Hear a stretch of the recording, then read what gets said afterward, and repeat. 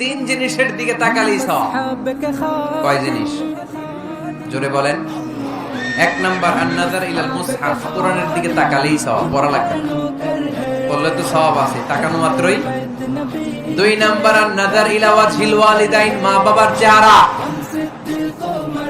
মা বাবার খেদমত করলে তো সওয়াব আছেই, টাকা দিলে তো সওয়াব আছেই, কিন্তু মা বাবার চেহারার নজরের দিকে যদি রহমতের নজরে একবার তাকান, একটা কবুল হজ করলে যেই সওয়াব, ওই সওয়াব আমল নামাই দিবে কে? মা বাবা এমন জিনিস আমরা চিনলাম না। আমরা পীর সাহেবের দরবারে লাউ নিয়ে যাই আর গান গাই, সাদের লাউ বানাইলে মোরে আগা খাইলাম, ডগা খাইলাম, খাইলাম না টুকটুকি না। কই লাউ নিয়ে যান আপনি, কই হাদিয়া নিয়ে যান? আসল পীর সাহেব তো আপনার ঘরে, আপনার আব্বা সবচেয়ে বড় পীর সাহেব, আপনার আম্মা জান আপনার জন্য সবচেয়ে বড় পীর সাহেব। গোটা বিশ্বের সব পীর সাহেব যদি 50 বার করে কোরআন খতম দিয়ে এক গ্লাস পানির মধ্যে ফু দেয়, আর আপনার আব্বা শুধু বিসমিল্লাহ বলে যদি এক গ্লাসের পানিতে ফু দেয়, ওই গ্লাসের পানির ফুটা আল্লাহর কাছে কবুল হয়েছে। এজন্য বিশ্বনবী বলতেন, জান্নাতু তাহতা আকদামি উম্মাহাতিকুম। ও দুনিয়ার মানুষেরা শোনো, দুনিয়ার পুরুষ মানুষদের পায়ের নিচে থাকে জুতা, জুতার নিচে থাকে বালু আর মাটি।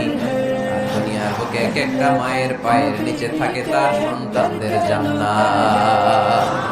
ওগো মা তুমি এই ধরনের শ্রেষ্ঠ নিয়ামত, তোমারই পদতলে রয়েছে জান্নাত। ওগো মা তুমি এই ধরনের শ্রেষ্ঠ নিয়ামত, তোমারই পদতলে রয়েছে জান্নাত। সুবহানাল্লাহ পড়ো। কি মা? এই মারে আমরা চিনি না। লাউ কাতা'তা জিলদাক, তোমার গায়ের চামড়া কেটে যদি মাকে জুতো বানিয়ে দাও, ওই যে ছোটবেলায় দুধ খাইছিল, এক ঢোক দুধের শোধ আদায় হবে না। এক ঢোক দুধের শোধ আদায় হবে না। ওই মা 3 বার বললেন আল্লাহ রাসূল এই মায়ের কথা। কয়বার? আল্লাহ হাবিব বললেন মা মা মা, তারপরে মা কয়বার? বাবা কয়বার? তার মানে ইসলাম মাকে দিয়েছে স্বর্ণ পদক, ইসলাম মাকে দিয়েছে রৌপ্য পদক, ইসলাম মাকে দিয়েছে ব্রোঞ্জ পদক, বাবাকে দিয়েছে সান্ত্বনা পুরস্কার। ঠিক কিনা? 3 বার যদি মা হয়, একবার যদি বাবা হয়, তাহলে স্বর্ণ পদক কে? রৌপ্য পদক, ব্রোঞ্জ পদক, সান্ত্বনা পুরস্কার। সুবহানাল্লাহ কইতে বললেন না? ওই মায়ের চেহারার দিকে যদি রহমতের নজরে একবার তাকান, কবুল হজের সওয়াব আছে না নাই?